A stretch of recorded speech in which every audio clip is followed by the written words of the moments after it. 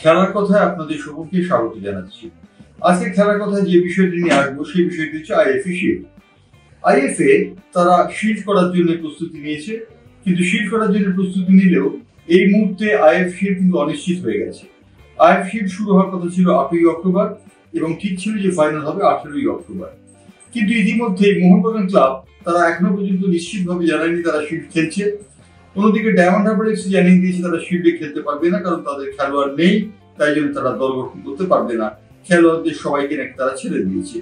আসল ব্যাপারটি অন্য কিছু আছে কিনা তাই নিয়ে পণ্ডিতরা কিন্তু রীতিমতো গবেষণা আরম্ভ করেছেন।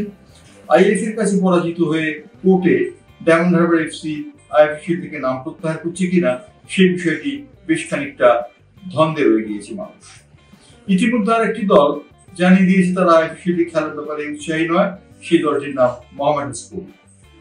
কলকাতার মোহনবাগান ডায়মন্ড হারবার এফসি যদি না খেলে তাহলে শিল্ডের জৌলুসি অনেকাংশে কমে যাবে, সে বিষয়ে বলে দেওয়ার কোনো অপেক্ষা নেই। তবে ইস্ট বেঙ্গল যে খেলবে সে বিষয়ে নিশ্চয়তা তারা দিয়েছে। লিগেও তারা খেলেছে, লিগে তারা যথেষ্ট সুনামের সঙ্গে অর্জন করেছে এবং তারা লিগ পরপর দুবার বিজয়ী হয়েছে। 2024 সালে ডায়মন্ড হারবার এফসি কে পরাজিত করে তারা লিগ চ্যাম্পিয়ন হয়েছে এবং 2025 সালে ইউনাইটেড স্পোর্টসকে পরাজিত করে তারা চ্যাম্পিয়ন হয়েছে।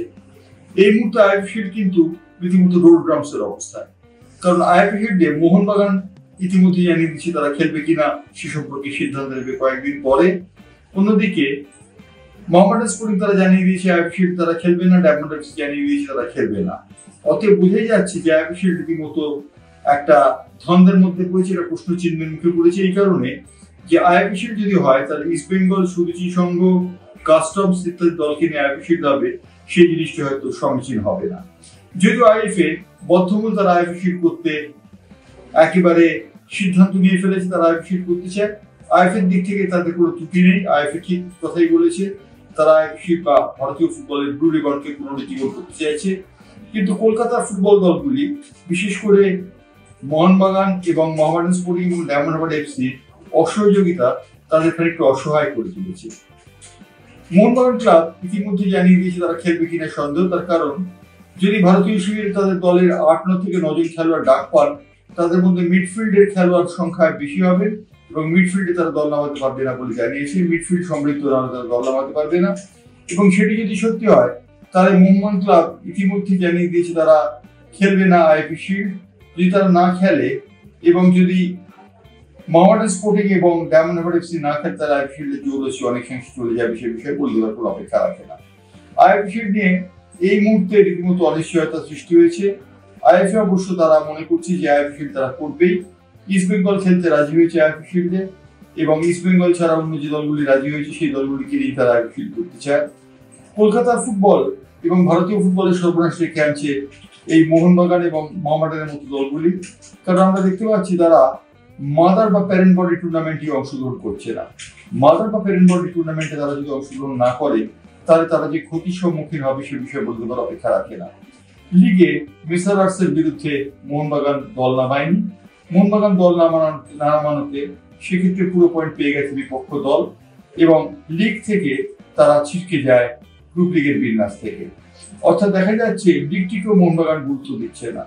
মোহনবাগানের বক্তব্য লিগে কি আছে যে গুরুত্ব দেওয়া হবে, কিন্তু লিগে কি আছে বললেও মোহনবাগান দলটি কিন্তু যদি লিগ বিজয়ী হতো তারা সেলিব্রেশনে কি কমতে দিত?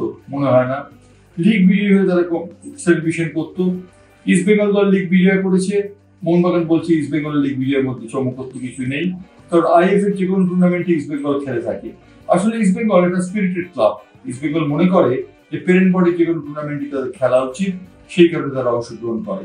মোহনবাগান এবং মোহামেডান এবং ডায়মন্ড হারবার এফসি যদি তারা মন না করে তারা সে দুর্ভাগ্যজনক এবং ভারতীয় ফুটবলের কলঙ্কজনক অধ্যায় বলে চিহ্নিত হয়ে থাকবে। আইএফএ শিল্ড ইতিমধ্যে রোড ড্রামসে পরিণত হয়েছে। 8ই অক্টোবর থেকে শুরু হওয়ার কথা আইএফএ শিল্ড এবং 8ই অক্টোবর থেকে শুরু হয়ে 8ই অক্টোবর ফাইনাল, তাই নির্ধারিত হচ্ছে আইএফএ ক্যালেন্ডার অনুযায়ী। দীর্ঘদিন বাদে আইএফএ এই ক্যালেন্ডারের সুযোগ পেয়েছে আইএসএল পিছিয়ে যাওয়াতে, কিন্তু আইএসএল যদি না হয় তাহলে এই ক্লাবগুলি খেলবে কোথায়, খেলার জায়গা কোথায়? মোহনবাগান, মোহামেডান স্পোর্টিং এবং ডায়মন্ড হারবার স্পোর্টিং ক্লাব মূলত ফুটবল ক্লাব বলে চিহ্নিত। ফুটবলে তারা যদি না খেলে তাহলে তাদের অতিরিক্ত যে বিপন্ন হবে সে বিষয়ে বলতে পারার কোনো অপেক্ষা রাখে না। এই সত্য কি মোহনবাগান ক্লাবের কর্তারা বুঝছেন না? নাকি বুঝছে না ডায়মন্ড হারবার এফসি অথবা মোহামেডান স্পোর্টিং ক্লাবের কর্তারা। মোহামেডান স্পোর্টিং ক্লাব শেষ মুহূর্তে খেলবে বা একটা সিদ্ধান্ত নিতে পারে। যদি মোহামেডান স্পোর্টিং ক্লাব খেলে তাহলে আইএফএল তো মানে থাকবে, নয়তো আইএফএল বিষয়কে একটি সাদামাটা প্রতিযোগিতায় পরিণত হবে, যেটা কোনো মতেই চাইছে না আইএফএ। আইএফএল সমস্ত মনোযোগ অবশ্য এখন বেঙ্গল সুপার লিগের দিকে, বেঙ্গল সকার লিগ, যেটি হবে জেলার মাঠের ফ্র্যাঞ্চাইজিদের নিয়ে, এবং সেই খেলাটিকে ঘিরে উৎসাহ উত্তেজনার অন্ত নেই।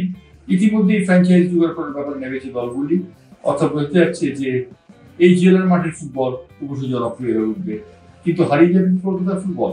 কলকাতার ফুটবল কলকাতার মক্কা নামে পরিচিত, ফুটবলের মক্কা নামে পরিচিত ভারতীয় ফুটবলে, সেই ভারতীয় ফুটবলের মক্কা থেকে ফুটবল হারিয়ে যাচ্ছে কেবলমাত্র কয়েকটি ক্লাবের অনির্দিষ্টকারিতা।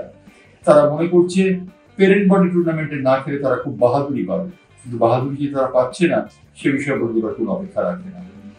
আজকের খেলার কথাতে এই বিষয়টি নিয়ে আলোকপাত করলাম। পরবর্তী খেলার কথার জন্য আবার আপনারা অপেক্ষা করবেন। ধন্যবাদ, নমস্কার।